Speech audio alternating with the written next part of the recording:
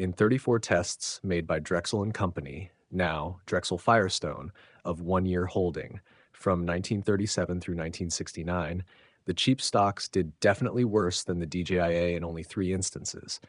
The results were about the same in 6 cases, and the cheap stocks clearly outperformed the average in 25 years.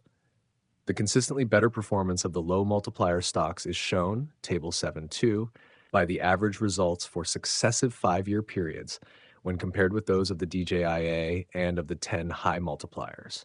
The Drexel computation shows further that an original investment of $10,000 made in the low multiplier issues in 1936 and switched each year in accordance with the principle would have grown to $66,900 by 1962.